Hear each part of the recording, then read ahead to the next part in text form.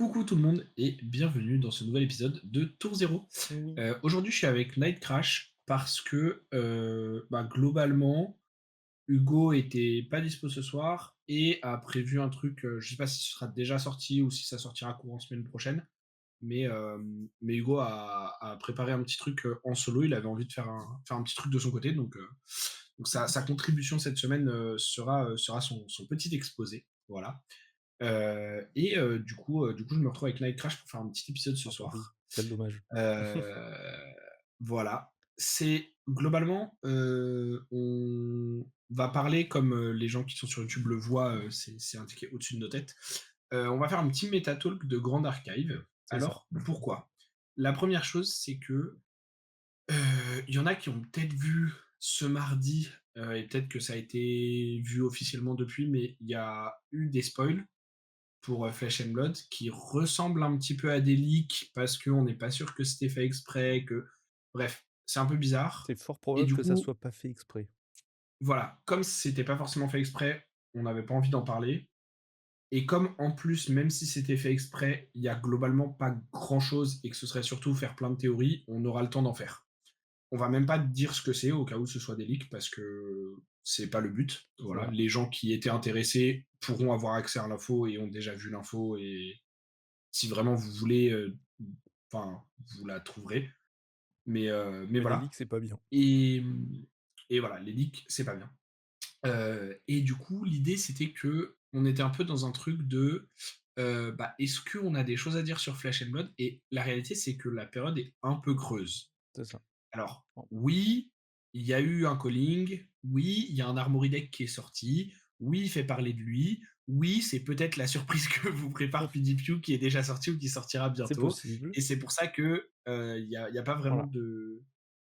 Du coup, d'intérêt à ce que nous on en reparle, sachant qu'on a quelqu'un mieux placé que Night et moi. mmh, Enfin, que Night, je sais pas, parce que je t'es connais aussi un un peu joueur aggro, donc Aurora. t'aurais probablement des choses à dire, mais Bon, moi pour le coup, genre, je suis vraiment moins bien placé que Hugo pour en parler. Et du coup, en fait, le truc, c'est qu'avec Night, on se demandait, on n'avait pas vraiment de trucs à dire sur Flèche. bah, Et il moi, à a des l'inverse, trucs ça à dire. fait. En fait, il y a des trucs à dire sur Flèche.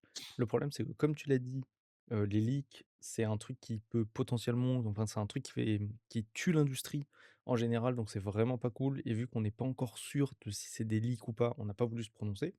Et de 2, Mhm. ce qu'on pourrait parler dans Flesh and Blood, Hugo le fera sûrement mieux que nous de toute façon. Ouais, non, mais c'est ça. Donc, On est en période de donc du coup, skirmish actuellement. Là, quand on parle, il y a eu un skirmish, ce dimanche. il y a eu un premier week-end de Il y a skirmish vraiment un et week-end il de y a celui de skirmish, play-in qui a c'est eu lieu ça. hier, du Donc coup, au moment où vous regardez cet épisode. on en parlera Mais, potentiellement, plus tard ah, parce qu'on voit on bah, en fait, fera probablement un récap à la fin de la un petit saison, récap, ouais, je pense. sur le Living Legends Mais surtout parce que le format se démocratise quand même pas mal. Mais pour ouais, l'instant, en fait, on est en plein milieu. Ça sert pas forcément à grand chose de voilà quoi. voilà. C'est pas incroyable. Et comme par ailleurs, moi j'avais envie de parler de GA parce qu'en ce moment, il y a une extension qui est sortie il y a une semaine, enfin 2 semaines maintenant au moment où l'épisode sort. Il y a eu le week-end dernier un gros tournoi, un Ascent. Donc en gros, les Ascents, c'est l'équivalent des Calling. Alors évidemment, il y a moins de joueurs que sur Flesh and Blood, hein. Euh, Là, il y avait, je crois, 260 personnes, si je dis pas de bêtises. Je sais plus si c'était 180 ou 260. Ce qui fait OK. une grosse différence, hein, on est d'accord, mais j'ai un doute. C'est une bonne fourchette. Mais en tout cas, voilà, c'est des events qui sont plus autour des 200-250 en général. Euh, mais en termes de niveau de tournoi pour le circuit compétitif du jeu, c'est l'équivalent d'un calling pour Flash and Blood. Donc c'est des gros trucs, avec du gros cash prize, des super promos à gagner et tout, et les meilleurs joueurs du monde qui se tapent dessus sur le jeu. Et du coup, ça faisait pas mal de trucs d'un coup pour le jeu sur lequel parler. Euh, voilà. Et comme moi en ce moment, je passe, comme vous le savez, pas mal de temps dessus, du coup, j'avais envie d'en discuter un petit peu. Et ça qui coïncidait avec le fait qu'on n'avait pas forcément beaucoup de choses à dire sur Flèche pour les raisons C'est qu'on a ça. évoquées précédemment sur le jeu cette semaine. Donc on s'est dit, Ça plutôt que de paraissait faire pas mal. doublon, plutôt que de faire 2 épisodes Flesh and Blood, et ben, on va faire un peu de Grand Archive. Voilà. Voilà. Euh, Du coup, avant que je rentre dans le vif du sujet et que tu me poses des questions parce que tu ne connais rien Ouais. Je de connais un peu, ce dont on va je connais les discuter ce bases de soir, Grand Archive, mais c'est tout. mais tu ne connais rien à la méta actuelle, ce qui est logique. Avant qu'on discute de ça, comment s'est passée ta semaine sur Flesh and Blood et sur les TCG de manière générale? Puisque maintenant c'est plus que sur Flèche. Oui, Enfin, peut-être que tu as fait que du Flèche, moi mais j'ai fait que on du ne pose plus flèche. la question que sur Flèche. Je t'avoue, moi ça va, hein. J'ai pas mal de taf, mais j'ai quand même réussi, à faire mon armory, du mercredi. De toute Yes. façon, il fallait que j'y sois parce que je devais justement prêter des cartes à Second pour le Living Legends et j'ai eu des échos, apparemment Mmh. ça s'est très bien passé, donc je suis très content. Ouais, j'ai vu un peu aussi, C'est ça et j'en suis à ma deuxième armory à c'est trois cool. zéro. Donc Nice. voilà, je continue de grind des cartes. J'ai pu toper, mon deuxième kunai, CF et dans le bon sens en plus. Donc je suis Oh, ça fait content. plaisir. Donc j'ai mes 2 kunai et puis Ça ça fait plaisir. continue de jouer Syndra et j'apprécie toujours, autant le deck, hein. Voilà, hein, c'est le très, Nice, très content, Ninja nice. Draconic, ça fait plaisir. Ça fait vraiment plaisir et puis on va essayer de faire la 3e du coup, demain, vu qu'on enregistre mardi. Demain Armorier, on va essayer de refaire le De 3-0. refaire 3-0. Voilà et toi? Qu'as-tu fait de beau? Bah, écoute, j'ai alors comme ça fait 2 semaines, je crois, que je suis pas passé pour enregistrer, parce qu'on a sorti pas mal de gameplay.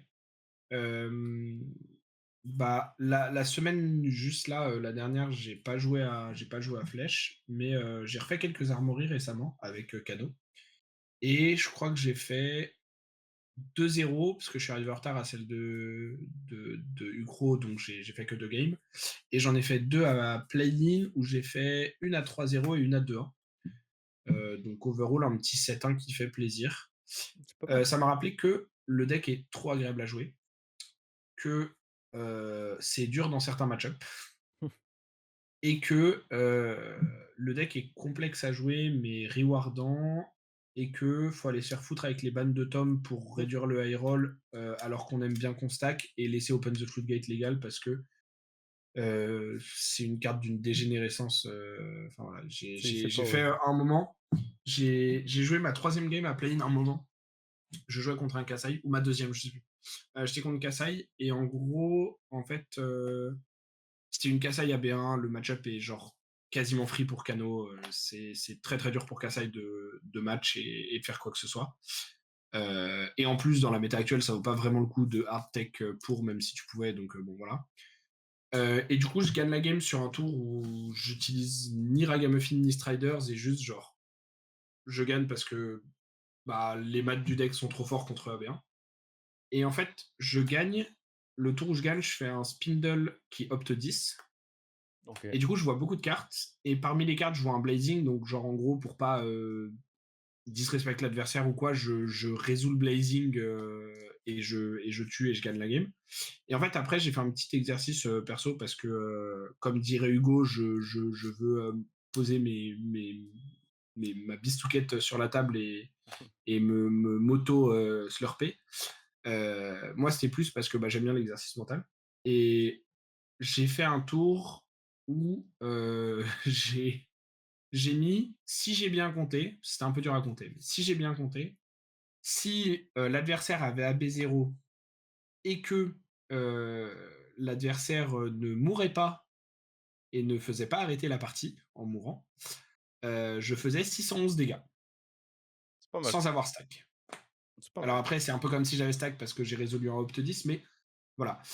Et Open the Floodgate, en fait, c'est la carte qui fait qu'à chaque fois, les tours font des dingueries, parce que tu mets des dégâts tout en piochant 2 cartes.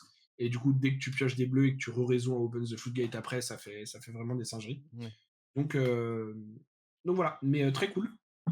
Et ça m'a redonné envie de jouer un peu plus au jeu, même si je sens que entre le fait d'arbitrer, le fait d'avoir le podcast et la création de contenu, le seul truc qui me rattache encore au fait d'avoir envie de jouer compétitivement, c'est le fait que j'ai des gens que je considère comme des potes ou des amis sur le jeu qui, eux, jouent compétitivement, et que j'aimerais bien être capable de leur apporter Ouais, du du conseil, du testing, testing et tout. du conseil, des trucs et tout. Et je pense que je suis pas forcément au niveau de ça actuellement. Et je sais pas si je le reserai un jour, parce qu'il faudrait que je retravaille plus et tout, mais bref. Mais du coup, je me rends compte que, genre, en fait, bah, juste jouer Cano, ça m'amuse sur le jeu. Et c'est cool. Et en fait, bah, je prends du plaisir quand je joue Cano. Je prends moins de plaisir quand je joue autre chose, même si c'est un bon deck. Et du coup, voilà. Mais c'était cool. Et sinon, très rapidement, parce que c'est quand même pas le vif du sujet, mais j'ai joué un petit peu à GA aussi. J'ai dû faire genre des games la semaine d'avant, mais je me souviens plus forcément. Je me souviens de celle de jeudi dernier, Mmh. donc au moment où on enregistre, parce que malheureusement, je vais pas pouvoir jouer cette semaine. Mais jeudi dernier, j'ai fait 3-0. Je voulais jouer à un des nouveaux decks, dont je vous parlerai peut-être dans une prochaine vidéo. Mmh. Je voulais jouer à un des nouveaux decks, et malheureusement, je me suis rendu compte une fois arrivé à Ukro que j'avais oublié la deckbox avec ce deck chez moi. Et du Ah coup, bon. plutôt que de jouer ce nouveau deck, j'ai joué la version un peu renouvelée et améliorée avec la nouvelle extension du deck, qui est un peu le deck que je main dans le jeu, qui est celui que j'avais pris pour aller à la Sainte Utrecht et tout. Et bah, le deck est toujours assez fort, surtout dans une méta locale, je pense, C'est lequel le deck? parce que c'est Kongming Razorgale qu'on OK. avait showcase un petit peu Oui. en gameplay. En gros, je pense que le deck il souffre plus en gros tournoi parce que en ce moment il prend beaucoup de hate qui est dirigé vers d'autres decks de la méta, Mmh. et il la prend un peu en genre En en backfire quoi. side. Ouais, il se prend un peu des trucs qui genre, enfin, qui sont pas sidés pour lui au départ, mais qu'il prend tout aussi bien que les decks, les top decks du format. Et du coup, je pense que sur un gros tournoi, quand tout le monde tech plus pour la méta, c'est le deck est peut-être moins bon, mais en méta locale, en fait, même si on pourrait se dire que bah, les gens tech pour moi, en fait, ils doivent tech contre plus de choses différentes, puisque genre on est 4 ou 5 à jouer et chacun joue un deck assez différent. Et du coup, t'as pas forcément la place de mettre autant de cartes en mainboard et en sideboard qui touchent mon deck, ce que tu ferais à l'échelle d'un Ascent, parce qu'en fait, à l'échelle d'un Ascent, tu vas croiser genre sur tes 13 rounds plus top 8, tu vas croiser genre 8 decks qui vont prendre ta hate et du coup tu peux la mettre mainboard sans problème et ça va bien mieux se passer pour toi. Mais OK. bref, donc c'est très cool, je continue à surkiffer le jeu, hein. C'est d'ailleurs pour ça que je continue à en parler sur la chaîne. Et je continue à Tu trop m'étonnes. m'amuser et le jeu est trop bien. Et en plus là, ils ont spoil la prochaine extension. Enfin, ils ont commencé à juste montrer 2-3 visuels et à donner une ou deux infos sur les prochains héros. Et c'est dans l'univers de Alice au Pays des Merveilles. Et je suis comme un fou, parce que j'aime beaucoup cet univers. Et du coup, genre, j'ai trop trop hâte. OK, Donc stylé, voilà, ça va stylé, être, stylé. ça va être sympa. Voilà. Et du coup Et du coup, donc, un petit métatalk. OK. Vas-y, explique-moi, parce que moi là Euh, vraiment, j'en ai aucune idée moi, de la méta, de machin. alors, Je connais un peu les decks, je connais un peu les trucs, mais voilà. globalement, alors, il y a deux, trois petits éléments de contexte. Mmh. Premier élément de contexte, la méta précédente, donc depuis la sortie du précédent set, qui était du coup Mortal Ambition, jusque à peu près il y a 2 semaines, un peu moins. La méta était fortement dominée par un deck qu'on appelait Watermill. Watermill, globalement, c'était un deck qui visait à se self-mill très tôt dans la game Alors pour les gens qui savent pour pas, accumuler 1000. des ressources au cimetière. Oui, Mmh, pardon, mill, voilà. c'est envoyer la carte du dessus d'un deck au cimetière. Et en fait, ce deck-là, il jouait avec l'élément water, et l'élément water dans le jeu est connu pour, un, avoir beaucoup d'interactions et de contrôle, et deux, être capable d'utiliser beaucoup son cimetière comme une ressource.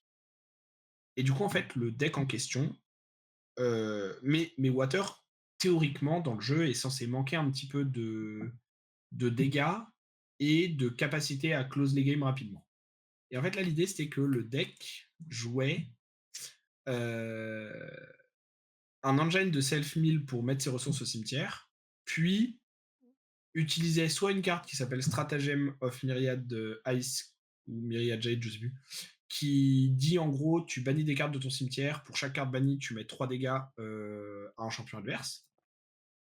Et ça avait des très claires réponses dans le format, mais si le mec en face jouait les réponses à cette carte, tu pouvais aussi, une fois que tu t'étais assez self-mill, résoudre une carte qui dit tu la sacrifies et tu meules une personne, donc toi ou ton adversaire, d'autant de cartes qu'il y a de cartes water dans ton cimetière.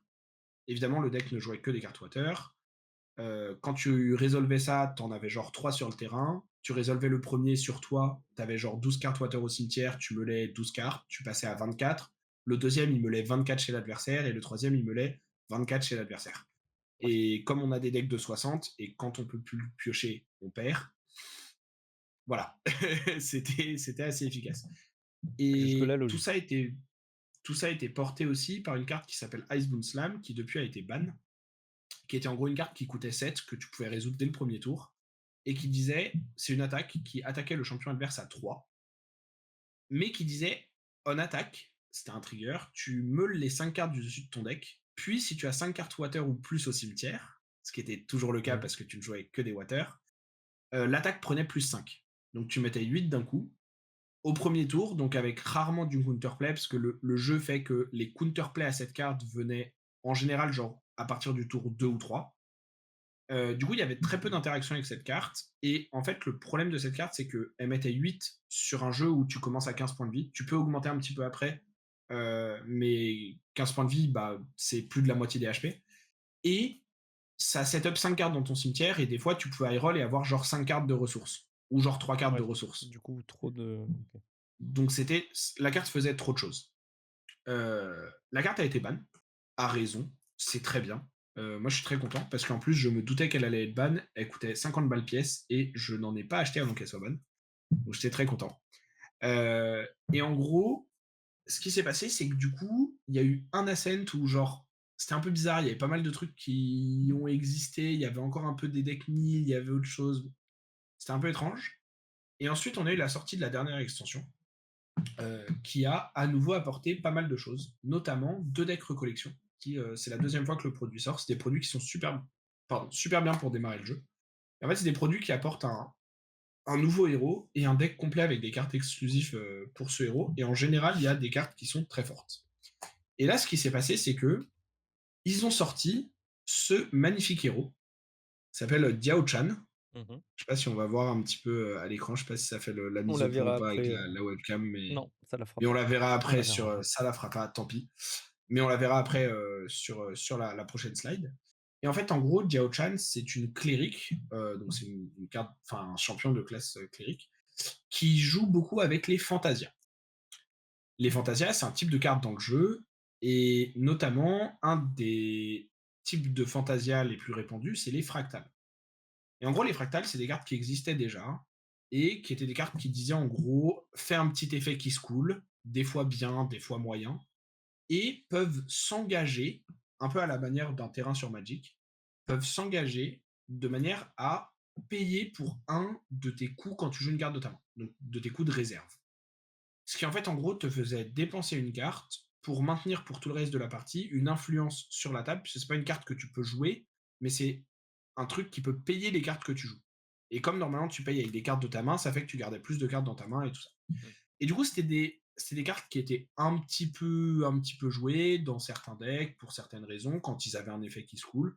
Il y en a un qui était joué, on le verra après, mais il y en a un qui était joué beaucoup, par exemple, dans les decks 1000. Et là, le truc, c'est que le deck avait déjà un petit peu existé. C'est un deck, en gros, le deck qui a un peu percé à la scène et qui a un peu dominé la méta, parce qu'il a la moitié de la représentation en top 32, je crois, et genre 3 sur 8 en top 8. C'est en, c'est en gros un deck fractal qui vise du coup à être très agressif, à genre poser beaucoup de fractales et après à les sacrifier pour genre burst l'adversaire. Avec une carte qui s'appelle Burst Asunder, qui est une carte qui est sortie dans l'édition précédente, qui avait déjà vu Ouais. un peu de jeu dans certains decks, mais qui là en fait devient très forte parce que le nombre de bons fractales et de bonnes cartes quand tu as des fractales a giga augmenté. Et c'est ce qu'on va voir du coup dans la première decklist qu'on va voir à l'écran, qui est celle, pour les personnes qui regardent cet épisode et qui connaissent un petit peu le jeu, de Team True Caban. En gros, il faut savoir que le jeu, il a 2 ans. Il a dû avoir, je sais pas, peut-être une dizaine d'ascents, peut-être 12, j'ai pas le chiffre exact en tête, mais voilà. Le nombre de joueurs, du coup, qui peuvent dire qu'ils ont gagné un ascent, il y en a pas beaucoup. Le nombre de joueurs qui peuvent dire qu'ils ont gagné 2 ascents, bah, il y en a qu'un. Et depuis avant-hier, au moment où on enregistre cet épisode, le nombre de joueurs qui peuvent dire qu'ils ont gagné 3 ascents, bah, il y en a qu'un aussi, et c'est le même que celui qui en a gagné 2. Ouais. Voilà, donc Caban, en tout cas en ce moment, c'est l'équivalent de Hamilton au moment où il gagne les nationaux US puis les Worlds. C'est vraiment le mec arrive toujours avec un deck très bon dans la méta, qui est toujours genre le meilleur pick. Il a toujours des très bonnes idées de deck build. Il a une team avec genre, ils sont 4, je crois, 4 ou 5. Ils ont toujours la même liste à la carte près quand ils vont en tournoi. Il y en a un autre qui perf souvent beaucoup aussi, qui s'appelle Terry.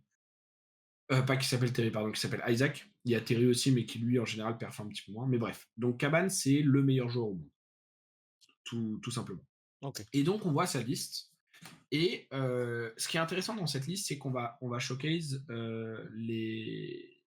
pourquoi on joue ça, comment l'archétype, comment le deck fonctionne, pour les gens qui voudraient, par exemple, se mettre à Grand Archive, mais qui n'ont pas forcément trop idée. Si jamais vous regardez cette vidéo sans ne connaître les règles, allez voir la vidéo qu'on linkera dans la description de notre vidéo présentation de Grand Archive, où je fais tout un tour des règles, de comment le jeu fonctionne, Oui. des mécaniques et tout ça. Parce que du coup, là, je vais pas vraiment revenir dessus. Je vais plus parler en précision de ce deck-là, enfin des decks qu'on va voir, et Mmh.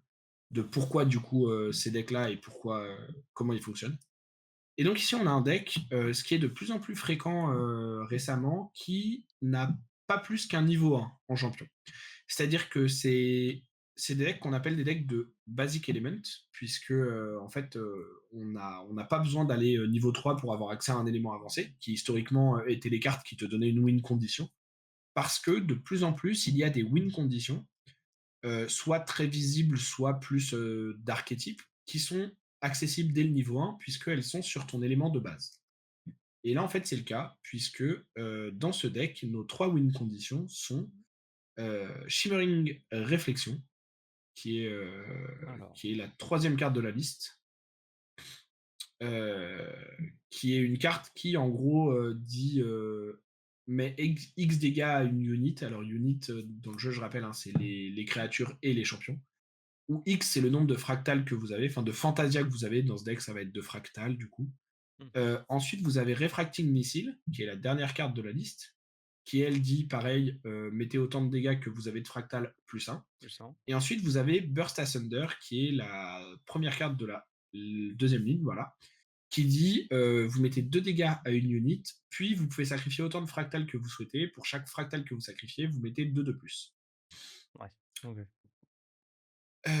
Et le deck pond des fractales à vitesse grand V, puisque chaque fractal ayant reservable, il paye le suivant, qui paye le suivant, qui paye le suivant. Et en fait, l'idée, c'est que tous les fractales qu'on joue, il y en a 26 dans le deck, dans cette liste en tout cas, ils coûtent tous 2, ils ont tous reservable, sauf 2 qui coûtent 3, qu'on joue que en 3 exemplaires, mais parce qu'ils ont leur upside, mais qui ont reservable aussi.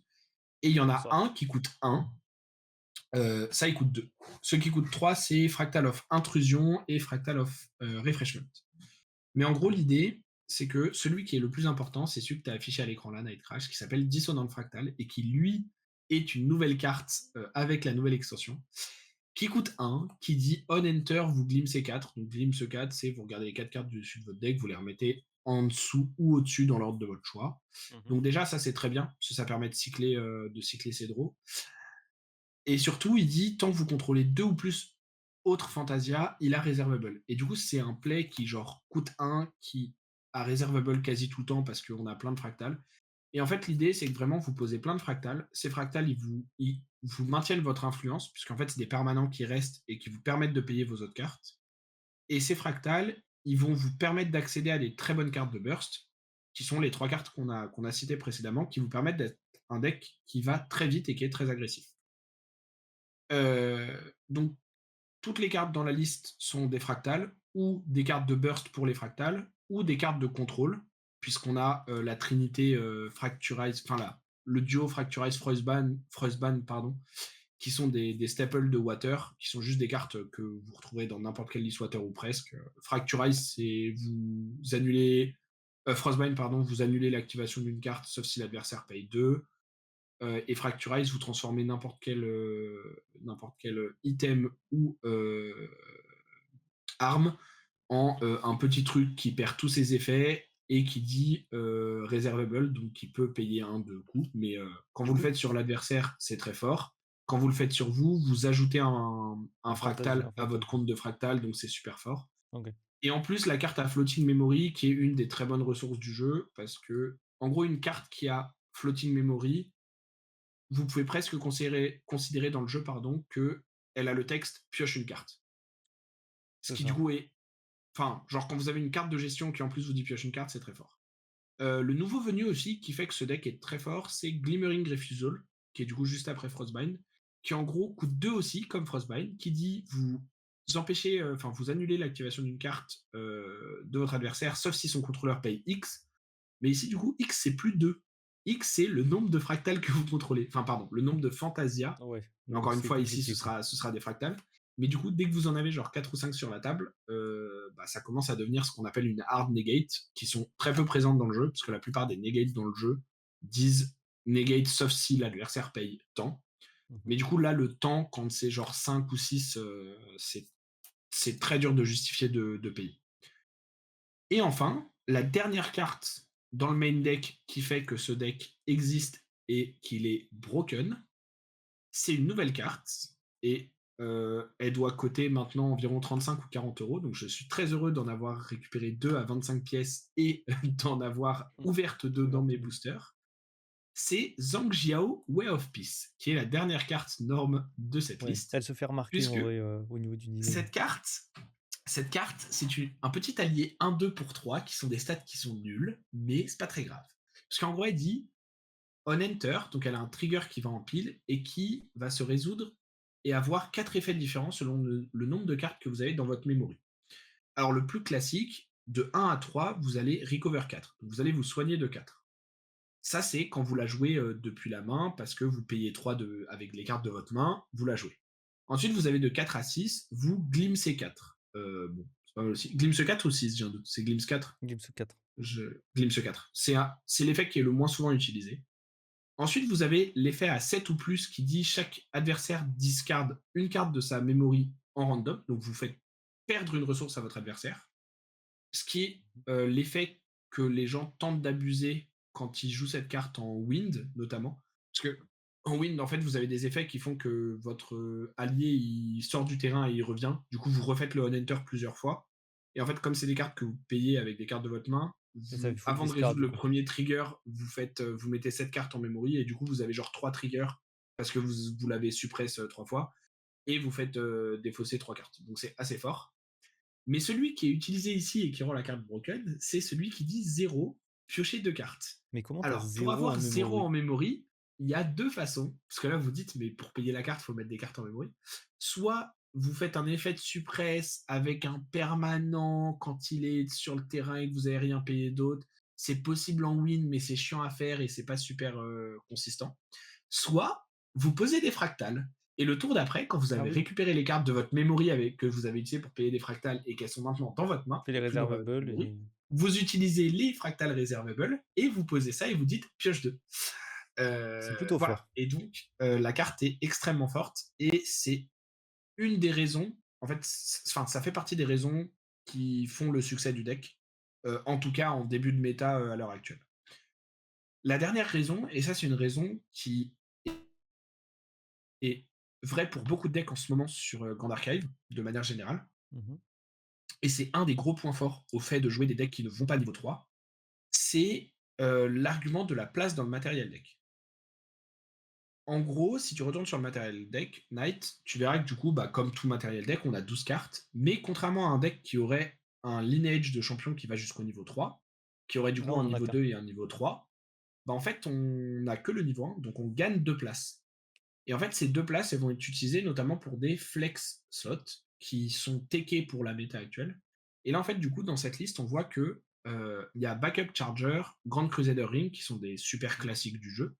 Il y a Scepter of Awakening aussi, qui sont en gros les 3 cartes de card advantage du matériel deck de Diao-chan, qui sont 3 cartes qui en gros disent pioche 1.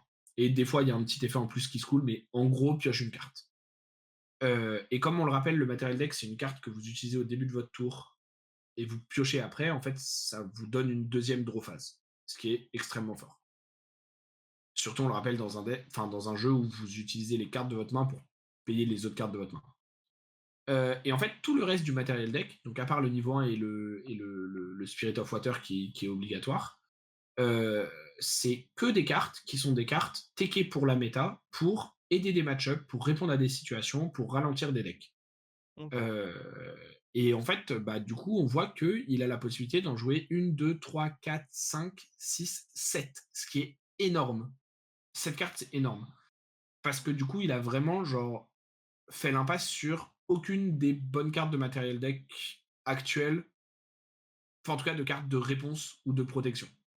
Il a fait l'impasse sur certaines cartes de matériel deck évidemment, parce qu'il a que 12 places, mais voilà. Et du coup, c'est la grande force du deck aussi, c'est que comme on n'a pas besoin d'aller au niveau 2 ou 3, parce que notre win condition se situe dans des cartes qui sont normes ou water, donc qui sont accessibles dès le niveau 0, bah en fait, on se retrouve avec un deck qui a beaucoup de place dans le matériel deck. Et donc ça, c'est le deck qui a le mieux performé à l'événement, c'est le deck qui gagne le tournoi. Mmh. Voilà. Ça, carte exceptionnelle, hein, Non, je c'est regarde, je c'est- regarde. c'est- c'est une carte de gestion dans le matériel deck, on y a accès tout le temps, c'est très fort. Euh, et en gros, du coup, l'idée, c'est que ce deck-là, il était attendu par les gens qui sont en team, qui avaient préparé le tournoi. Il y avait des rumeurs pour les gens pas compétitifs ou pas dans les sphères internes du jeu.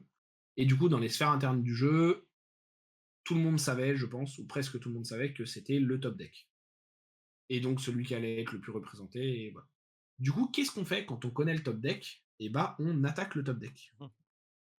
Et du coup, donc c'est ce qu'on va voir juste après avec une des façons. En gros, donc là, ça c'est le deck Ça, c'est le deck du. du gagnant. J'ai pris la liste du gagnant parce que c'est le meilleur joueur au monde et parce que c'est la liste qui a gagné.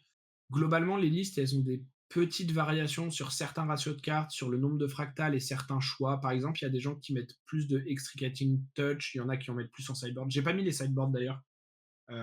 On mettra le lien de l'événement pour que vous puissiez regarder toutes les listes avec les sideboards et tout si Mmh. vous voulez. Euh, Évidemment. Mais voilà, il y a des petits ratios qui vont changer sur certaines listes, des choix de quel fractal on joue, quelle tech carte on joue. Globalement, les listes sont très similaires et ont la même win condition. Du coup, Mmh. c'est pour ça que j'ai choisi de prendre celle-là parce que c'était la première. Et en gros, dans les trois autres listes qu'on va voir là, sur lesquelles on va regarder aussi comment elles fonctionnent, pourquoi elles ont bien performé. C'est trois listes du top, enfin deux listes du top 8 et une de la personne qui a fait 10e. Et sur ces listes, il y en a deux qui sont soit explicitement, soit moins explicitement faites pour contrer cette méta fractal water Mmh. de ce deck-là qu'on vient de voir. Et un qui est juste un bon deck d'un archétype qui existe à chaque tournoi et où là c'est la nouvelle version avec un nouveau héros et du coup je voulais le OK. showcase aussi parce que bah, il a fait top 8. Donc on va commencer par le deck d'après qui est Wind Thunder, qui est un deck qui a fait top 2 et qui a failli gagner le tournoi puisque il fait finale et il perd 1-2 la finale. Et en gros, le principe du deck, il joue sur trois axes. Alors, pourquoi on joue ce deck? On joue ce deck pour trois raisons, du coup, comme je disais. La première, c'est le niveau 3, qui est Zander Blinding Steel, qui en gros a un effet de dire au début de votre collection, vous révélez les cartes de votre memory.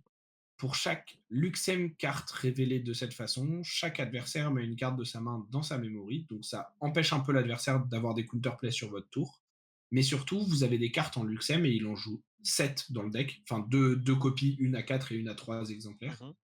Des cartes qui ont un effet qui dit quand vous les révélez depuis votre memory, faites Faites quelque quelque chose. chose. Voilà. Et les deux cartes, on va les montrer tout de suite, c'est Luxem Sight et Lightweaver Assault, qui sont les dernières cartes de la liste. Lightweaver Assault, Ouais. c'est une carte qui dit quand vous la révélez, vous mettez 2 dégâts où vous voulez. Et qui en plus a un effet, quand vous la jouez, elle coûte 4 et elle est fast, de dire vous révélez toutes les cartes dans votre memory, vous choisissez n'importe quel nombre d'unités et vous mettez des dégâts répartis entre ces unités égal au nombre de cartes que vous avez révélées. Et du coup, l'idée, c'est que le deck stall quand il est niveau 3, il stall, il fait plusieurs reveals. Il met -2, -2, -2 pendant genre Mmh. 2-3 tours. Il baisse les HP de l'adversaire et après il finit en faisant Lightweaver Assault. En réponse, Lightweaver Assault. Du coup, comme il a payé 8 en tout, les deux révèlent 8 cartes et il met un burst à 16. OK. Après Je avoir vois. ping un petit peu. Ouais, Et ça l'autre, ça c'est Luxem tabasse. Sight. Luxem Sight, ça dit draw a card si vous la jouez, comme toutes les sites, chaque élément avancé a une site qui dit draw a card quand vous la jouez et qui a un effet en plus lié à l'élément et à la mécanique de cet élément. Et UXM Site, elle dit quand vous la révélez depuis votre memory, heal 3. Donc vous voyez que heal 3, ping 2, en fait, quand vous pouvez révéler à chaque tour sans dépenser de cartes de votre main, puisque vous C'est pas allez horrible. juste. Ah, faut quand même mettre les cartes dans votre memory, et donc faut jouer une carte, mais vous avez beaucoup de cartes dans le deck qui juste cycle. Et du coup, en fait, vous avez la possibilité de juste stall la game et de grind out la game sur beaucoup de match-up, parce que vous avez. Genre, en fait, ce deck-là fait partie historiquement pas cette version spécifiquement, mais le niveau 3 fait partie des meilleurs late game du jeu. Et en général, c'est un deck qui, s'il arrive à son late game et qui s'installe, c'est très dur de le battre. Alors là, cette version, elle est battable quand même. Elle a un très bon late game, mais elle est Mmh. battable quand même parce qu'elle n'a pas un aussi bon late game que les versions qui sont heavy Luxem et qui jouent beaucoup plus de cartes Luxem, parce qu'il y en a qui ont d'autres effets, et qui jouent d'autres cartes aussi de card advantage dans le matériel deck, puisque cette version-là, et ben en fait, elle savait qu'il y avait un deck très rapide dans la méta qui s'appelle Fractal Water, qui pouvait tuer avant que Zander arrive level 3 et stabilise. Et du coup, pourquoi on joue Zander? Donc pour le niveau 3, mais on joue aussi Zander parce que c'est un assassin. Et Mmh. le fait que ce soit un assassin, ça nous donne accès à tout un tas de choses, parce que assassin en ce moment, c'est une classe qui est très forte dans le jeu, puisque déjà on a accès à la carte qui s'appelle Incapacitate. Incapacitate, c'est une excellente carte, Ah puisque oui. c'est une des rares hard negate du jeu, qui normalement coûte 4, mais qui coûte 2 si vous êtes assassin, ce qui est très peu. Et c'est une des rares negates dans le jeu qui ne propose pas à l'adversaire de l'annuler. Et du coup, bah, en fait, quand vous avez un deck en face qui va être très méta, qui résout autour, enfin, dont le plan de jeu c'est de résoudre entre une et trois cartes de burst, bah, si vous annulez une de ces cartes et qu'en plus vous vous soignez, en général, vous sortez de la range de l'étal de ce deck et vous gagnez. OK. Et Incapacitate aide beaucoup à faire ça parce que c'est une carte avec laquelle c'est pas super facile d'interagir pour les decks water. Mmh. Surtout que Fractal, c'est un deck qui mine de rien, va quand même jouer beaucoup de cartes et a pas tant de draw power que ça. Alors, il a beaucoup de reservable, mais du coup, il va pas avoir tant de cartes que ça à jouer, donc il va être souvent low en ressources, en termes de juste de cartes purement, pas forcément de possibilités de play parce que il a beaucoup de fractales qui ont reservable, donc il pourrait jouer, s'il avait 10 cartes, il pourrait jouer les 10. Peut-être pas les 10, mais vous voyez l'idée. Mais souvent, il va être à trois quatre cartes en main. Et quand on a trois quatre cartes en main, bah, c'est dur de genre faire un play offensif, de répondre à Incapacitate par un play défensif qui annulerait Incapacitate et de répondre à la réponse. Et Ouais, ça commence à donc, rentrer dans des sphères un peu particulières, quoi. Ça casse un peu ouais, le tout. donc en fait, Incapacitate, c'est une carte qui est très bonne contre ces decks-là. Et bah, Gros la quel meilleur limite. deck pour la jouer qu'un deck assassin.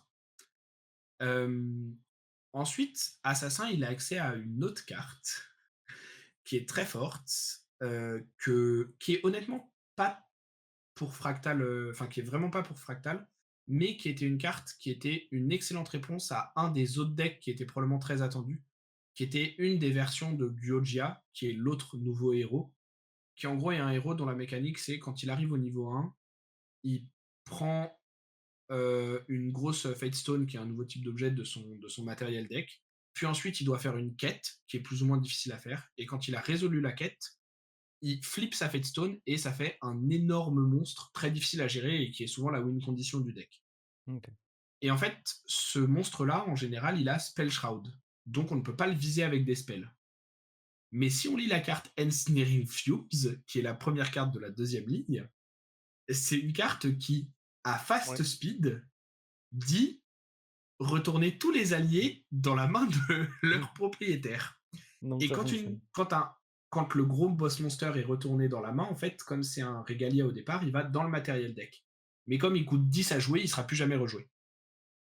Logique. Donc c'est une extrêmement bonne manière de répondre à la win condition de ces decks, qui était un peu un des decks attendus aussi. Pas forcément très représenté, mais un peu en mode, bah, le deck existe et si on n'est pas préparé contre, on peut juste se faire blowout. Mmh. Et du coup, ce qui est très bien enfin, l'avantage aussi de jouer du coup Zander et de le jouer en Wind, parce que d'habitude c'est plutôt un deck qui est joué en Fire, c'était aussi que ça permettait d'avoir cette carte qui permettait de rarement auto-lose si, s'il avait rencontré le match-up en ronde. Logique. Euh, Bah, ça, de Ensuite, toute façon, ça on incline, joue. ça, cette carte, ça marche aussi, possiblement contre des decks un peu moins aggro, genre enfin un peu plus aggro, mais genre mid-range, Ouais, contre des decks aggro ally, c'est aussi une très ouais, bonne ça. carte. OK. La carte est juste très forte, hein, honnêtement. Elle est juste très bonne. Euh, L'autre avantage de Win, c'est que il a un des packages de cycling le meilleur du jeu. Mmh. Euh, alors, c'est pas des cartes dans lesquelles je vais rentrer dans le détail, Genre, mais Fairy Whisper, Surveil the Wind, Windmill Engineer, Siro Coopérative et Reclaim, c'est des cartes de zinzin pour créer de l'influence et pour faire du plus. Puisque c'est toutes des cartes qui, en fait, genre, font un truc et se remplacent, voire même des fois se remplacent et font du plus. Hein, genre, c'est vraiment fort. Euh, et dernière, euh, la dernière raison de jouer Wind, qui est aussi une très bonne raison, c'est la carte Scatter Essence. Scatter Essence, c'est une carte qui dit détruire un Fantasia. Et comme on l'a vu, les fractales sont des Fantasias. ouais, OK. Et du coup, ralentir le deck en détruisant ces fractales, c'est fort. Surtout qu'en fait, on ne fait pas un 1 pour 1, puisque notre carte, elle a floating memory, du coup, elle va nous. Je vous rappelle, c'est un peu comme si elle disait piocher une carte. Donc en fait, on fait du 2 pour 1, ce qui devient extrêmement fort. Donc ça, c'est la deuxième raison de jouer le deck. Et la troisième raison, c'est le package assassin de Sadi, Slice and Dice et Assassin Reaper. Alors en gros, Sadi, c'est juste une excellente carte qui va générer de l'interaction, qui va être chiante à gérer pour l'adversaire, qui va pouvoir gratter de 2 un peu tous les tours, qui va aider à clean des alliés dans les match-up ally si besoin, qui va vous aider juste à tenir le board, et qui en plus va mettre des préparations counter sur votre champion. Pourquoi les préparations counter c'est important? Mmh. Parce que à côté de Sadi, vous avez Slice and Dice. Slice and Dice, qui est une carte qui attaque à 3, donc qui est une attaque que vous jouez avec votre héros, qui attaque à 3 et qui dit prépare 3. Ce qui signifie que, en coup additionnel, quand vous jouez la carte, vous pouvez retirer 3 préparations de counter de votre héros. Si vous le faites, qu'est-ce qui se passe? Il se passe que quand vous touchez avec Slice and Dice, vous pouvez redéclarer une attaque. Ce qui normalement n'est pas possible, mais vous pouvez déclarer une seconde attaque sans rejouer de carte, et cette attaque a plus 3. OK. Une copie de Donc en Slice and Dice, fait, quoi. voilà. Donc en fait, vous mettez 3 puis 6. C'est pas mal. Donc déjà, c'est pas mal. C'est 9. Il faut 3 prep counters. Mais ça dit vous met des prep counters. Donc c'est très bien. Donc ça fait 9. En plus de ça, vous avez la carte Assassin Reaper, qui est une arme qui attaque à 1, qui a 2 de durabilité. Donc vous pouvez faire 2 attaques avec. Tiens, tiens, tiens, c'est le nombre d'attaques de Slice Mmh. and Dice. Et qui peut s'engager, sachant que quand on attaque avec une arme, on peut aussi attaquer avec une attaque, une carte d'attaque.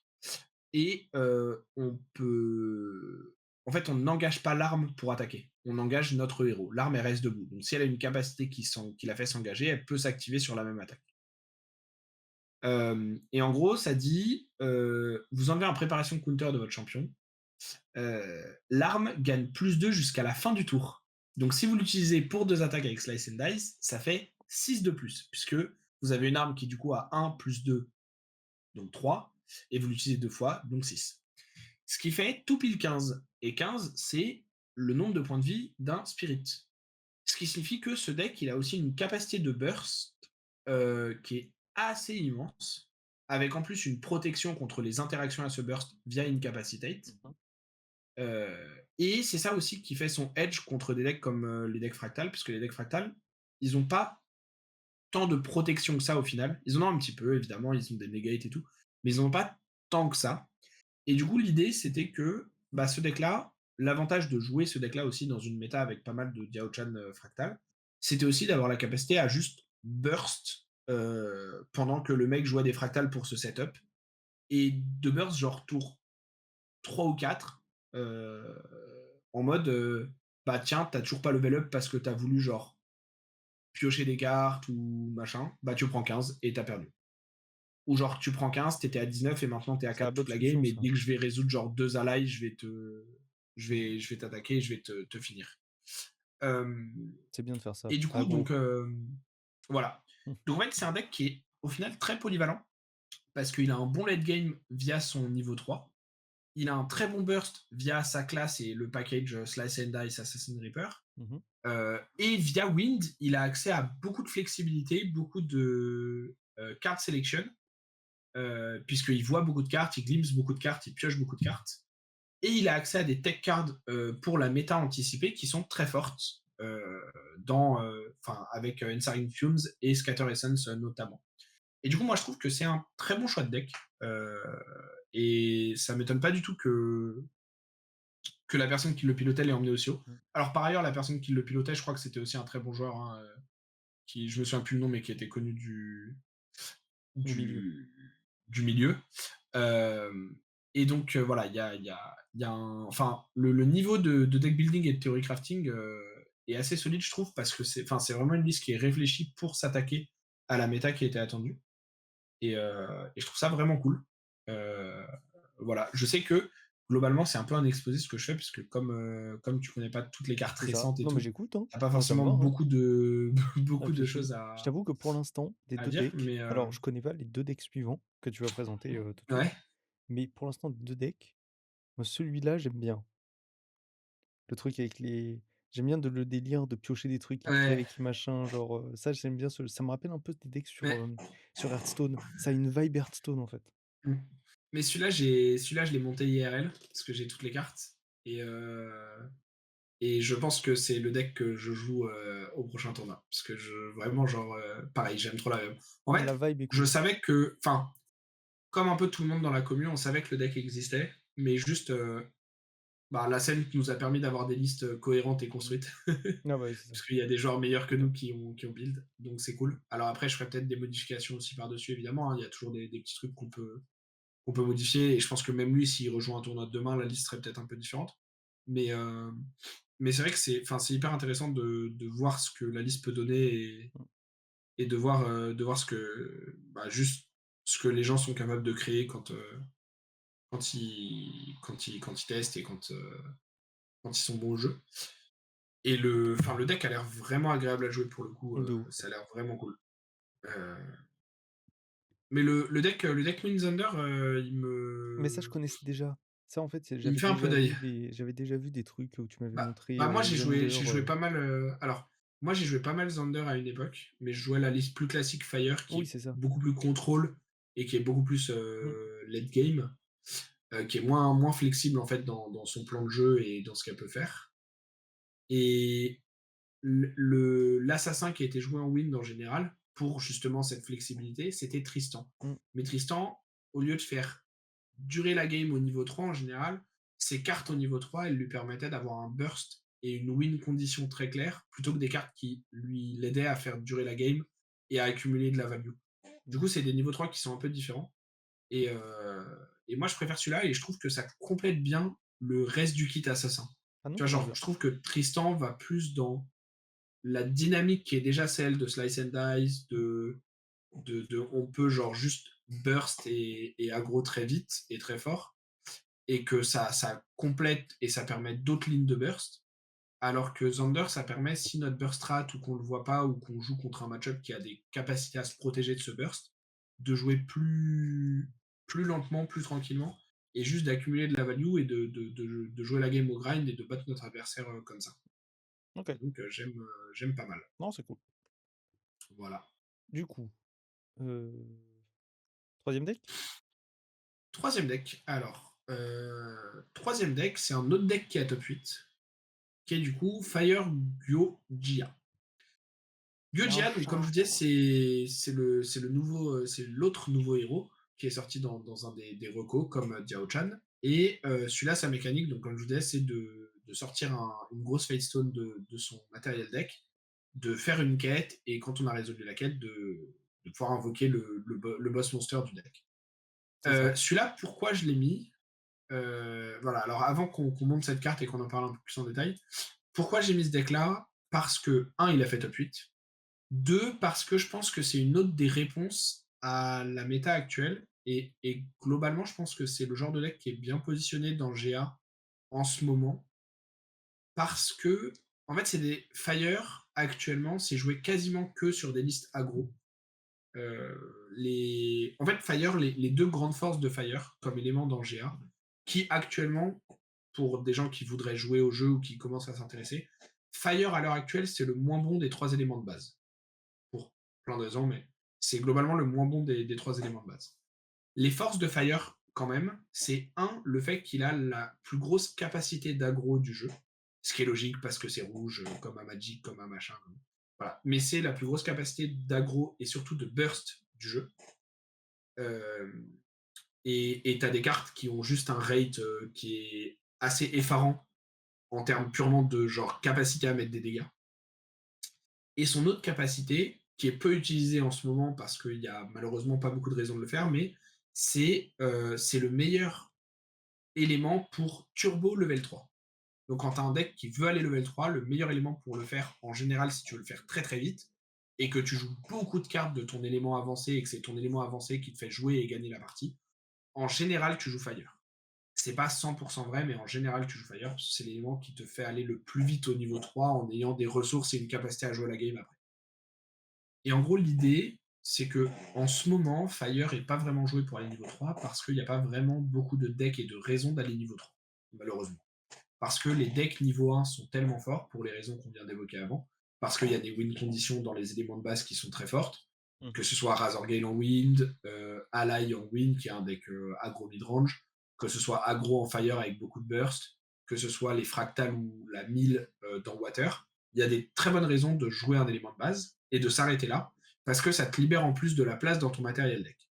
Et ça te permet d'être plus consistant aussi, parce que du coup, t'as pas genre 10, 15, 20 cartes dans ton main deck, qui sont des cartes que tu ne peux jouer qu'une fois que tu es niveau 3, et qui briquent ta main avant, mais qui sont aussi pas des cartes que tu as forcément envie de bannir pour level up au début, parce que c'est les cartes de ta win condition, c'est un peu au quoi. Ok. Donc bref, tout ça pour dire que Fire actuellement, c'est majoritairement joué dans des decks aggro. Et du coup, ça c'est un peu la nouvelle version des decks aggro. C'est probablement pas l'aggro le plus rapide, parce que l'aggro le plus rapide, c'est probablement toujours Fire Zander, qui est un deck assassin du coup qui a accès au plus gros burst pour différentes raisons, majoritairement sur des cartes qui sont assassins et qui ont un texte classe bonus. Mais l'avantage de Gyojia, théoriquement en tout cas, sur le papier, c'est d'avoir plus de résilience et d'être capable un petit peu plus. Enfin, il s'essouffle un tout petit peu moins vite. Contrairement à Fire Zander, qui en général est un deck qui te tue genre tes 2 ou 3 max, allez, peut-être tes 4, après un gros burst, et qui en gros, s'il rate ce gros tour de burst, en général, il a plus assez de ressources pour finir si tu arrives à stabiliser. Là, tu as un deck qui peut se permettre de jouer un peu plus, 1, 2, peut-être 3 tours de plus, en n'étant pas tout à fait à court de ressources. Et en plus, c'est le nouveau héros et c'est une nouvelle mécanique, donc j'avais envie d'en parler Cool. un petit peu. Donc c'est cool, exactement. Donc ça reste très aggro, très fort. Hein. On verra après, on parlera des cartes dans le main deck, mais il y a toutes les staples des decks aggro depuis maintenant un moment. Mais ce qui fait la particularité du deck, du coup, c'est la Fate Stone, que tu as montré rapidement tout à l'heure, et qu'on peut remontrer. Qui, du coup, ici, c'est la Fabled Ruby Fate Stone. Alors, en gros, elle dit Immortal et Spell Shroud, ce qui signifie en gros qu'il y a très peu de choses qui peuvent interagir avec avant qu'elle soit retournée. Voire, je crois, de mémoire dans le jeu, il n'y a rien qui peut interagir avec, à l'heure actuelle en tout cas. Et heureusement, parce que c'est genre la mécanique et le plan de jeu du héros, donc heureusement. Et en gros, elle dit en bonus Gyojia, mais comme vous la sortez de toute façon quand vous êtes level 1, de toute façon, vous aurez le bonus, hein, vous serez Gyojia, il n'y a pas d'autre moyen. Voilà. En gros, elle a 3 effets. Alors, le dernier, c'est vous pouvez remove 7 quest counters de votre héros pour la transformer. On verra après ce que ça fait, mais voilà. Ça, c'est commun à toutes les Fate Stone que vous avez dans le matériel deck. Il y en a 4 à l'heure actuelle. Une qui est dans le Recollection deck, qui invoque un gros dragon, qui fait des gros dégâts. Et 3 qui sont pour les éléments de base et qui aident une mécanique de cet élément de base.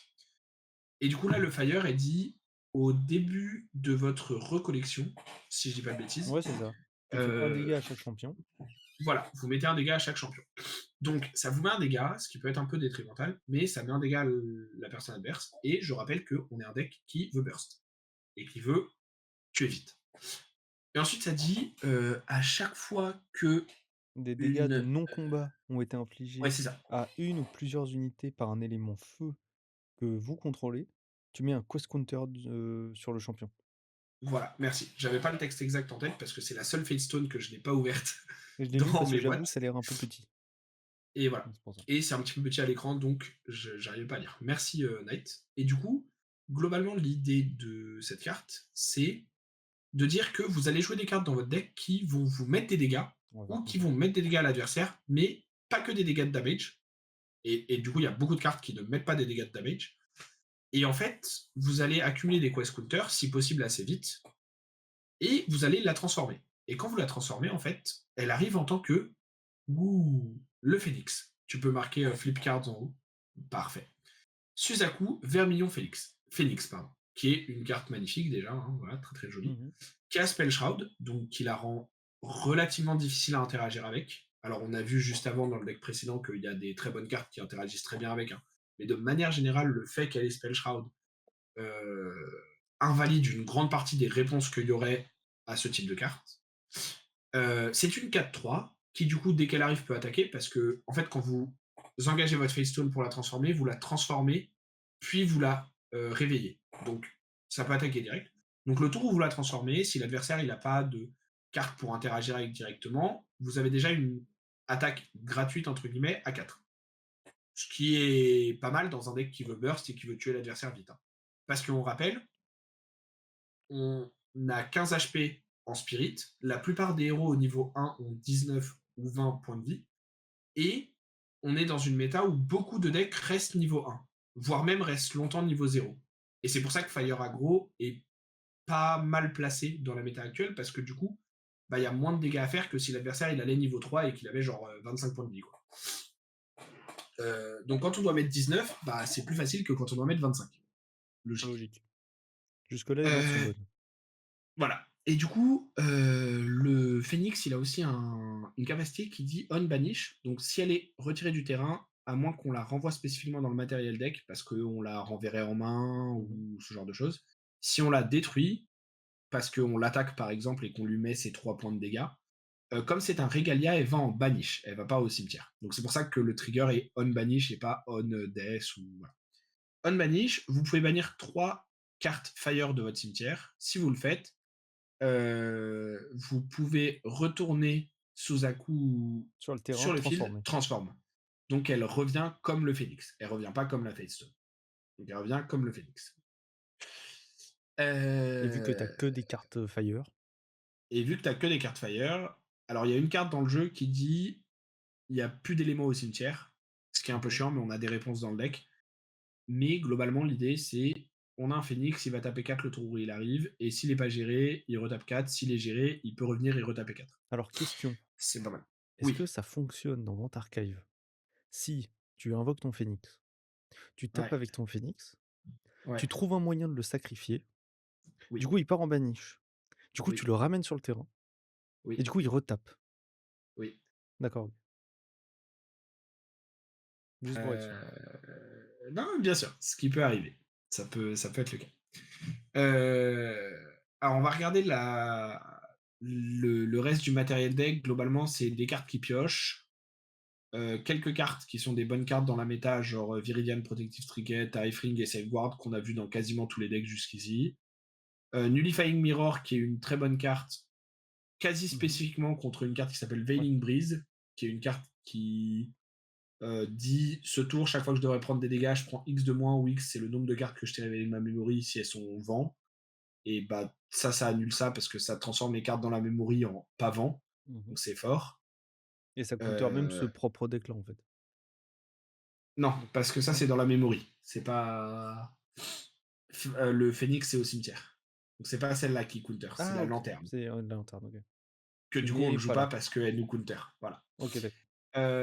Ensuite, vous avez Smoke Bombs, qui est une carte qui en gros empêche l'adversaire de mettre un taunt. C'est une interaction un peu particulière. Vous donnez Stealth à un ally et vous piochez une carte quand vous bannissez Smoke Bombs.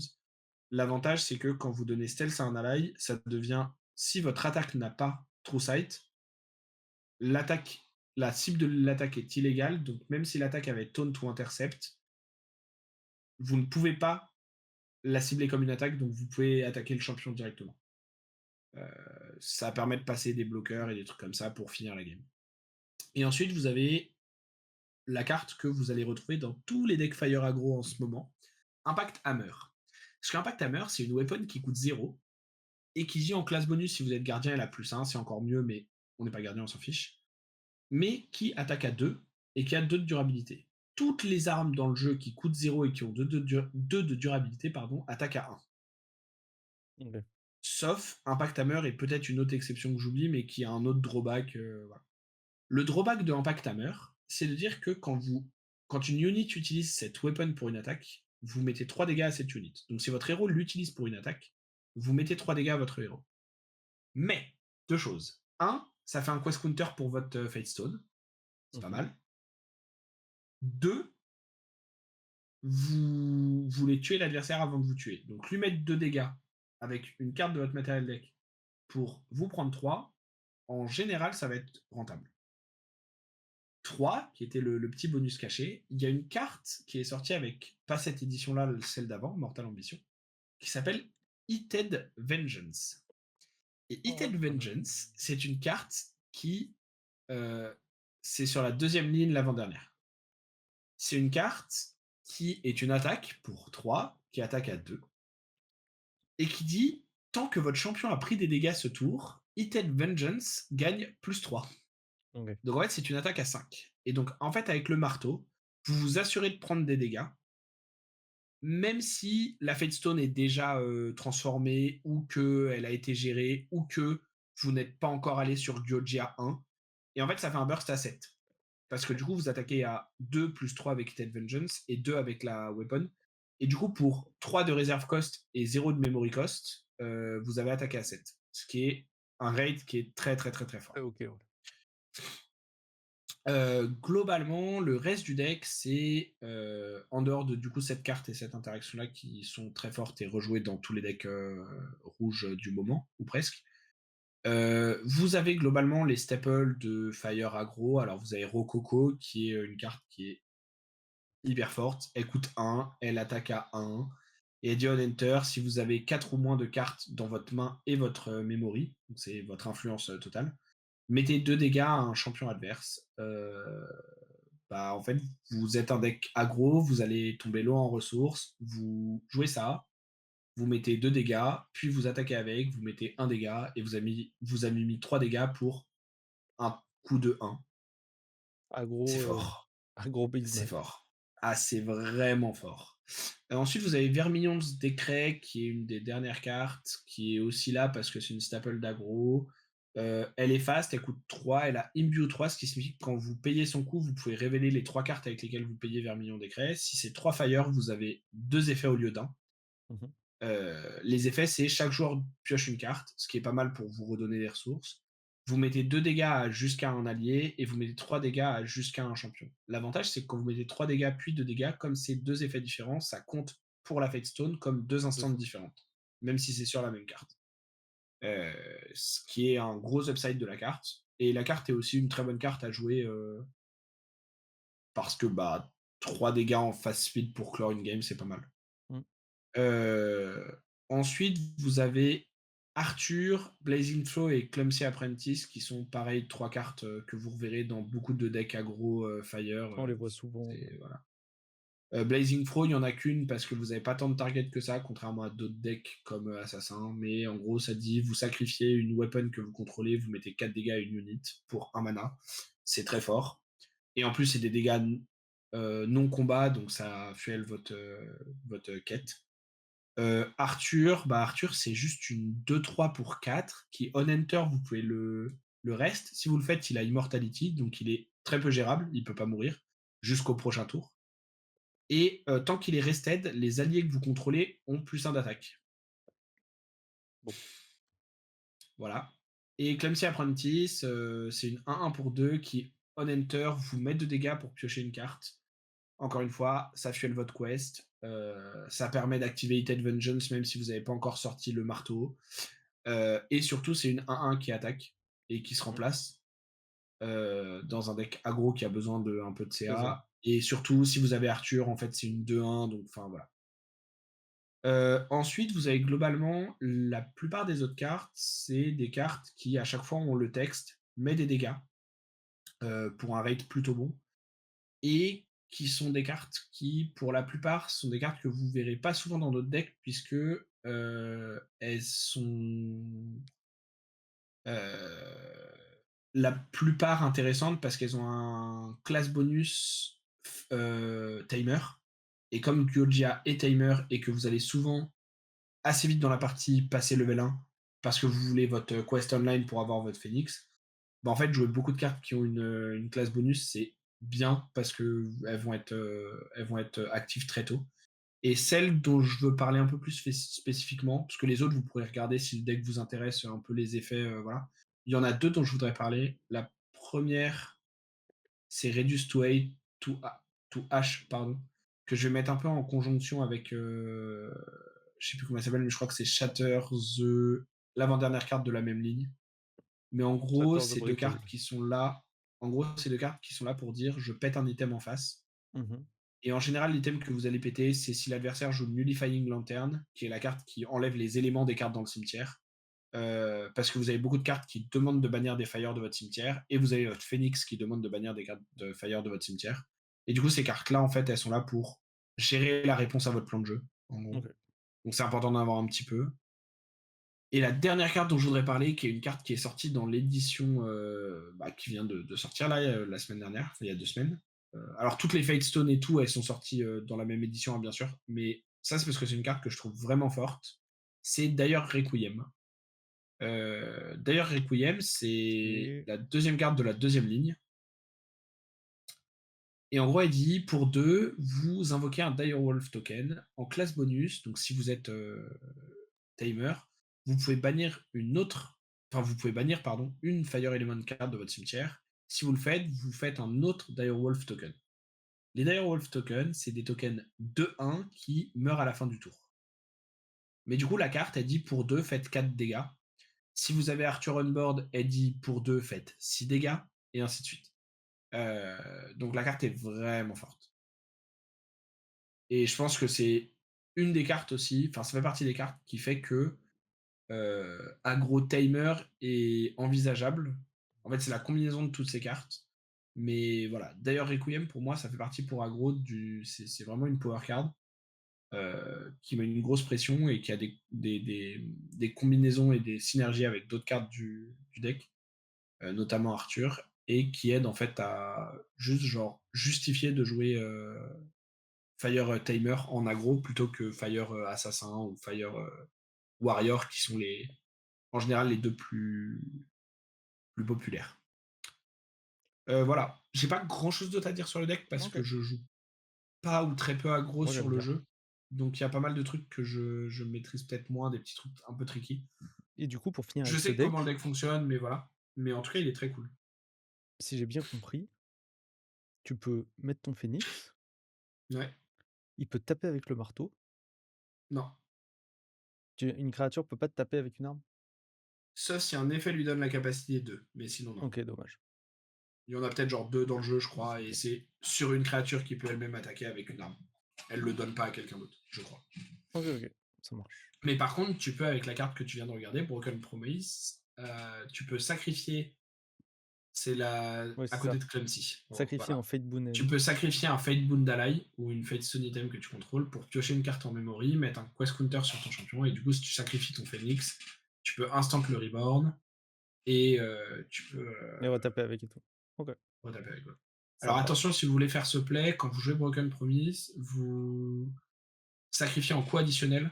Donc le trigger de Unbanish de votre Phoenix va se mettre en stack avant que Broken Promises résolve. Et du coup, votre Broken Promises n'est pas au cimetière au moment où votre trigger de Phoenix se résout. Donc vous avez 3 autres cartes Fire au cimetière avant ça. Ce qui ne devrait pas être très dur si vous avez votre quête online et que vous avez déjà transformé votre Phoenix, mais juste voilà, Ça faire devrait aller. attention à ça. OK. Le Et dernier le dernier? deck, on va passer assez vite dessus parce que la vidéo est déjà, je pense, relativement longue. Et puis c'est que moi qui parle tout seul quasiment de Grand Archive, donc je sais pas Ouais. si ça va intéresser tant de gens que ça non plus. Bah, bon, en vrai, ça m'intéresse. Mais Moi, j'aime voilà. bien, je trouve ça sympa. Pour Je ceux trouve le qui jeu écoutent toujours, merci à vous et c'est cool. le mini truc, c'est que quand j'ai joué à Grand Archive, les decks étaient en soi assez longs, les games étaient assez longues. Genre, il y avait Ça, certains c'est aussi aspects de parce qu'on gameplay connaissait pas voilà, tu et vois? que tu Parce qu'on joues un deck connaissait pas. mauvais, mais Ah ça, c'est possible. Et là, les c'est decks que bah, tu me dis, en fait, j'ai vraiment l'impression que du coup, les games, elles durent 4 tours, en fait. ouais. Bah, il y a certains match-up, oui, mais il y a d'autres match-up, même dans des match-up aggro, où en fait ça dure beaucoup plus parce qu'il y a des trucs très tricky dans le match-up et tout. OK. Globalement, d'ailleurs, le deck que tu jouais à l'époque, dans la prochaine extension, celle qui sort fin juillet de Alice au Pays des Merveilles, là, il y a une nouvelle Diana qui est toujours Ranger, mais qui va être Astra et plus Umbra. Et moi, j'ai très hâte parce que son starter deck est Water Astra, du coup. Et depuis quelques extensions, on a beaucoup, beaucoup de très bonnes cartes, je trouve, pour Water Ranger. Et le Ouais, seul problème qui fait que je fais pas encore de deck avec et que je pense le deck ne perfe pas, c'est le fait que le lineage de Diana ne fasse rien avant le niveau 2 oui, et, et un kit qui prenne beaucoup de place dans le matériel deck, parce que du coup, il faut forcément au moins ton niveau 1 et 2 pour un deck qui veut être plutôt aggro et allies, c'est chiant. Et en plus de ça, tu as un deck qui est, comment dire, qui est extrêmement sensible à l'interaction, puisque ta mécanique de gun et de boulette est très sensible à l'interaction, et genre fait des trucs très forts si on n'interagit pas avec, mais dès qu'on interagit avec, c'est plus plus compliqué. ouais, Et du coup, j'espère qu'ils vont donner à Diana un lineage qui fait, même si elle fait des choses moins fortes, fait des choses différentes et est capable de faire des choses en dehors des guns et des boulettes, et surtout a quelque chose qui est utile dès son niveau 1 et ne doit pas attendre d'être niveau 2 pour faire des choses avec ses capacités de champion. Parce que là, vraiment, le niveau 1 de Diana, quand vous jouez un deck avec juste le niveau 1 de Diana, il n'a aucun effet, il est juste là c'est pour ça. dire je suis Ranger. Oui, C'est un peu nul. Mais bref, pourquoi je monte cette liste? Alors, cette liste, je la monte parce que elle a fait 10e. C'est Enki the Goat, Enki, qui est peut-être le meilleur joueur européen ou un des meilleurs joueurs européens, qui est très très très très fort, qui a fait finale dans Ascent il y a genre 3 mois, je crois, qui joue souvent des decks un peu en dehors de la méta. Genre des fois avec un concept qui est méta, mais en le changeant un peu, ou des fois complètement à l'opposé de ce qu'on attendrait. Euh, mais voilà, c'est un très très bon joueur. Et il a failli être top 8 puisque je crois que le dernier round, la game streamée, c'est lui contre quelqu'un d'autre. Et les deux sont en win and in. Et en fait, ils arrivent au time et Enki n'arrive pas à finir son adversaire, qui, de façon logique ou pas, ne concède pas. Et en fait, Enki était dans une position où il gagnait très très très probablement 2 tours après. OK. Ouais. Et ils n'ont pas eu le temps de jouer les 2 tours. Donc voilà. Après, c'est le jeu. Il n'a pas réussi à tuer dans les temps. Alors Il juste au aurait cas où pu scoop pour la game d'avant. Voilà, bon, c'est comme ça. juste au cas où, parce que moi ça me fait bizarre, ça me fait rire. C'est quoi le nom du joueur? Enki Voilà, the Goat. voilà. Ce n'est pas Enki à Papoul, ce n'est pas la même Non, personne. non, non, non, non. Euh, OK, donc c'est avec mais Arizana. alors, c'est avec Arizana, oui et non. Ah, Oui, factuellement, c'est avec Arizana, parce que c'est Arizana. Et oui, factuellement, c'est un deck avec le Spirit of Water. Donc c'est un deck Water. mmh Mais en fait, pas vraiment. C'est-à-dire que c'est un deck Water et c'est Arizona pour deux raisons.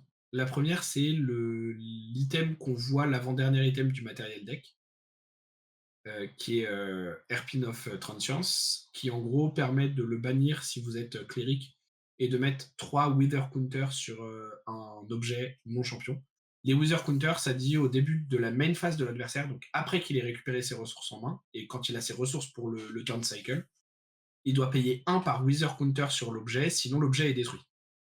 OK. Et quand il paye le Wither Counter, évidemment, le Wither Counter genre disparaît. Donc c'est pas ad vitam aeternam qui doit payer 3. Mais du coup, ça fait une grosse taxation et ça peut permettre dans certains spots de gérer un item, un allié, un truc. Donc ça, c'est la raison, une des raisons d'être Arizana, parce que Arizana est cléric. l'autre raison d'être Arizona, c'est que Arizona, un enter est gazeur 2 fois, donc elle fait des plantes qui ont des petits effets un peu qui se coulent. Et ces petits effets un peu qui se coulent, bah, en fait, ils peuvent aider un petit peu dans certaines situations. Voilà. Donc c'est, en fait, il voulait être cléric pour quelques cartes de son main deck et pour l'item dans le matériel deck. Mmh. Et du coup, dans les clérics, le meilleur choix c'était Arizona parce que c'est celle qui avait le plus d'impact pour son deck, juste elle toute seule, même si c'est pas un gros impact. Mais en fait, il voulait être cléric et du coup, il a pris la cléric qui, genre, faisait un petit truc quand elle arrivait et quand elle était là, plutôt OK, que d'avoir juste un héros qui avait le tag cléric et qui faisait rien, comme Diana par exemple pour les rangers. oui, ça marche. Du coup, voilà. Ce qui est intéressant dans le deck, c'est qu'il joue une carte qui n'a quasiment jamais été jouée et qui date du premier set, qui s'appelle Dawn of Ashes. Et en fait, vous voyez que dans le deck, il ne joue que 2 cartes water. Et tout le reste, c'est des cartes normes. Et en fait, c'est un deck ally, donc avec des alliés, quelques tech cards, et genre juste, même pas que des bonnes cartes, parce qu'il y a des cartes dans son deck qui sont vraiment pas bonnes, honnêtement. Enfin, vraiment pas. Je me comprends, il y a des cartes qui seraient jamais dans sa liste s'il jouait plus de cartes water, Mmh. mais en fait, il décide de jouer Dawn of Ashes. Dawn of Ashes, c'est un domaine donc, qui reste sur le board et qui dit les cartes non normes coûtent un de plus à activer. Et son upkeep, donc en gros, le coût d'upkeep d'un domaine, c'est pour qu'il reste en vie, il faut qu'il se passe des choses. Et en gros, lui, son upkeep, c'est au début de votre collection, vous révélez une carte à random de votre memory. Si elle n'est pas norme, donc l'élément générique accessible à tout le monde, vous sacrifiez Dawn of Ashes. Donc il a besoin de jouer quasiment aucune carte norme. Et du coup, les seules cartes water qu'il joue, c'est 2 Nia Miss Veil Scout, qui est une carte qui est très forte parce qu'en gros, c'est une 1-3 pour 3 qui sont des stats raisonnables quand on veut jouer un deck ally et qu'on veut de toute façon attaquer. Et qui dit son classe bonus, on s'en fiche parce qu'on ne sera jamais assassin, mais qui dit on enter, vous pouvez regarder la memory de votre opponent, donc ça vous donne de l'info, et vous pouvez choisir n'importe quel nom de carte Mmh. qui se trouve dans la memory ou pas. Les cartes avec le nom choisi coûtent un de plus à jouer. Ce qui est un bon effet de taxation, qui se combine bien avec Dawn of Ashes, et qui se combine bien également avec Xu qui est une nouvelle carte, qui est l'autre carte water qu'il joue, et la seule autre carte water, qui est un domaine également, qui coûte 3, qui lui n'a pas d'upkeep, par contre il a un nouveau mot-clé qui s'appelle Siegeable, ça veut dire qu'il a une durabilité qui est de 4 pour ce domaine-là, et qu'il peut du coup être attaqué par l'adversaire, comme si c'était un allié ou un champion, comme s'il avait des points de vie, et il prend ses dégâts sous la forme de... on lui enlève des compteurs durabilité. Quand il Mmh. tombe à 0, bah, il a plus de durabilité, il part. Au début de chaque adversaire recollection phase, ce joueur peut bannir une carte avec floating memory de son cimetière. Donc floating memory, on avait dit, c'est une ressource, donc on lui enlève une ressource. S'il ne le fait pas, parce qu'il ne veut pas ou parce qu'il n'en a pas, euh, la prochaine carte qu'il active ce tour coûte 2 de plus à activer. Et donc là encore, c'est un effet de taxation.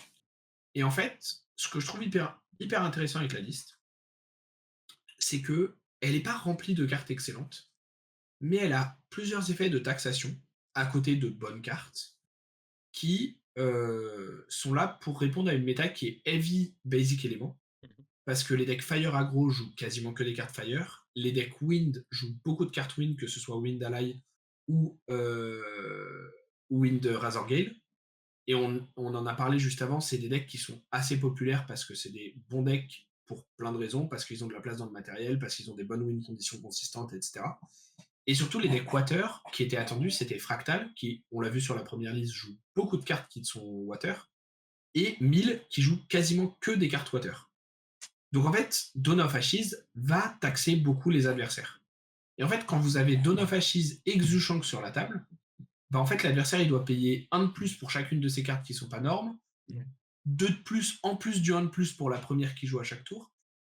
Et l'idée, c'était de ralentir beaucoup ces decks qui, théoriquement, veulent accumuler de l'avantage et tuer vite, comme les decks fractales, par exemple, Mmh. en jouant beaucoup de fractales sur un tour, puis beaucoup de fractales sur un autre tour, puis plusieurs cartes de burst. Et en fait, si à chaque fois, au lieu de pouvoir jouer 3 fractales, euh, bah, le deck il dit, bah, en fait, t'en joues que 2, bah, au lieu d'avoir besoin de 2 tours de setup, bah, tu as besoin de 3.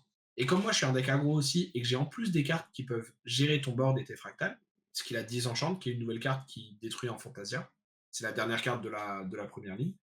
Bah, en fait, il se retrouve avec un deck qui juste est efficient parce qu'il pose des alliés qui sont des menaces et qui sont des bons alliés, soit parce qu'ils ont des bons effets, soit parce qu'ils ont des bonnes statistiques. Et comme Lurking Assailant, qui est un des meilleurs alliés du jeu dans les stratégies alliées aggro midrange, qui est une 2-3 pour 3, ce qui sont les très bonnes stats et qui en plus a un effet qui est plutôt bon. Et en fait, il a 8 cartes pour détruire des Fantasia. Donc on rappelle, les fractales sont des Fantasia. Il a 10 cartes qui staxent l'adversaire et qui le taxent. Mmh. Et le reste, c'est des alliés qui soit ont des bons effets, soit sont des alliés qui sont des 2-3 pour 2 ou pour 3, et qui sont juste du good stuff en fait. Mmh. Sauf que plutôt que de faire un good stuff allié wind avec des meilleures cartes, il s'est dit, bah à la place, je joue un deck qui est un tout petit peu moins bon overall, parce que j'ai accès à moins de cartes et un peu moins de bonnes cartes. Mais à la place, j'ai 10 effets de taxation très forts dans mon deck qui vont ralentir beaucoup les stratégies assez aggro level 1 dont la méta va être remplie. Et je vais prendre l'avantage comme ça. Et ça a failli marcher puisqu'il était vraiment à genre 2 tours près de gagner son win and in et d'être top 8. Et OK, je trouvais la liste sympa. intéressante. Ouais, Et c'est sympa. alors, je trouve que c'est une liste qui ne. C'est un C'est peu pas ne juste bloc, remarchera quoi. pas. C'est pas ne remarchera pas parce qu'elle peut remarcher en vrai, mais qui est une liste qui est très techée pour un event avec une méta et qui est pas forcément amené. Enfin, tu vois, genre, je vois pas Enki rejouer Mmh. la même liste au prochain Ascent en mode ouah, le deck était fort, je le rejoue parce que c'est intrinsèquement un bon deck. C'est vraiment un deck qui répond à une méta et à une donnée à un moment et qui en fait peut aussi bien refaire une apparence à un moment si la méta le permet que entre guillemets ne plus jamais réapparaître du tout. Mais voilà, le deck est intéressant. Il a de la place pour des flex slots qui peuvent s'adapter à la bêta. Et encore une fois, c'est juste vraiment un solide deck qui est bon et qui a failli faire top 8 et que du coup j'avais envie de showcase parce que j'aime bien le OK, deck. Genre j'aime bien le Theorycraft derrière. sympa. Voilà, Sympa, sympa. voilà, voilà. Bon. Mais du coup, pour faire un tout petit résumé avant Oh, qu'on finisse l'épisode, globalement, la méta pour l'instant, qui va peut-être évoluer, hein, évidemment, parce que le jeu a beaucoup, beaucoup de possibilités en termes de deck building, a, surtout avec la dernière extension, de plus en plus de cartes, même en normes, donc accessibles à tous les decks, qui sont des tech cards pour répondre à des match-ups ou à des situations. Donc le jeu devient de plus en plus interactif, même pour les miroirs d'aggro. Et ça, c'est vraiment cool. Et parce que là, par exemple, tu vois, petite anecdote, mais typiquement, hier, je refaisais une liste pour un deck, pour si j'avais pu jouer ce jeudi ou pour la semaine prochaine. Et j'étais en mode, ok, mon deck, il a vraiment des difficultés face à tel régalia, genre tel item. Du coup, il faut que je mette dans mon deck une façon de gérer cet item. Et bah, j'avais 4 cartes différentes que je pouvais mettre, qui avaient toutes des upsides et des downsides. Et en fait, il y a genre 2 ou 3 extensions, j'en aurais eu entre 0 et 1. ouais. Et une très mauvaise, tu vois. Va Et du commencer à y avoir coup, je plus trouve de ça cartes, là. super cool. Ouais, bah ouais, et surtout, enfin, il y a vraiment. On sent sur les 2 dernières extensions qu'il y a. Non seulement il y a plus de cartes, mais il y a vraiment des cartes dans le Norm Element qui sont faites pour être un peu moins bonnes que des réponses spécifiques dans les éléments concernés qui sont faits pour être bons à cette chose-là. Par exemple, Wind est fort pour détruire des Fantasia, donc Wind a des excellentes cartes pour détruire des Fantasia, comme Scatter Essence qui coûte 2 et qui est une floating memory. Bah Mmh. maintenant, en norme, il y a une carte qui coûte 2 et qui détruit un Fantasia, qui juste n'est pas floating memory. Mais du coup, tous les decks ont accès à une carte qui coûte 2 et qui détruit un Fantasia. Ce qui avant n'était le cas que des Wind. Et ça change beaucoup de choses par rapport au deck building et à l'évolution potentielle de la méta, parce qu'en fait, il y a genre 3 mois, 4 mois, on a eu un Ascent où tous les decks quasiment dans le top, c'était des decks Wind et le même deck avec Razorgale. Euh, et en fait, c'était parce que, un, c'était le meilleur deck, et deux, parce que c'était un deck Wind qui résolvait autour d'un Fantasia. Et la meilleure couleur à ce moment-là pour et c'est toujours le cas, mais la seule couleur pour gérer efficacement des Fantasia, c'était Wind. Mmh. Donc en fait, même si tu voulais prendre un counter pick, tu te retrouvais juste à jouer le même deck. Et là, ça, on ne devrait plus avoir vraiment ces méta-là, parce que là, on voit, tu vois, que Il y a plus de solutions et la méta, c'est principalement Diao-Chan Fractal. Ça a l'air d'être le meilleur deck, ça a l'air d'être le deck le plus populaire. Et en fait, on a vu, après avoir vu la liste, on a vu 3 listes qui attaquent plus ou moins fortement et de manière très différente, une méta portée par les decks Fractal Water. mmh, Et avant, bah, en fait, le deck Fractal, enfin, il y a genre 6 mois, ce genre de méta, on aurait eu 16 personnes dans le top 32 qui jouaient Fractal et 14 personnes dans le top 32 qui jouaient Fractal, mais pour Counter Fractal. ouais, Tu vois, mmh, genre, ouais, enfin, je moins caricature intéressant, un quoi. petit peu, mais là, il y a vraiment plus de possibilités. Et du coup, c'est assez cool de se poser la question et d'essayer d'anticiper de où va aller la méta et de comment ça va bouger et comment ça va se développer. Et moi, j'ai hâte de voir. OK, Et, sympa. voilà. Mais le jeu a tellement de possibilités que c'est très difficile de Ça se développe prévoir, bien. mais c'est trop cool. Et en plus, on commence à avoir des gens un peu actifs sur les différents Discord et tout, même en France, qui commencent à s'intéresser au jeu. Donc, n'hésitez pas si ça vous intéresse. Si vous êtes sur Paris, venez jouer à Uchronize. Vous me mettez un MP, je vous prête des decks avec plaisir, il n'y a aucun souci. Et si vous n'êtes pas sur Paris, bah, n'hésitez pas à rejoindre le Discord du Chronise quand même, ou le Discord Europe, ou le Discord France de Grande Archive pour juste pouvoir discuter un peu avec les quelques membres de la communauté, Mmh. je l'espère, grandissante et naissante. Ah, ça va. Mais voilà. OK. Bon, On bah, mettra stylé. évidemment les On mettra liens tout en des description. listes dans la description et je vais l'envoyer maintenant pour pas oublier.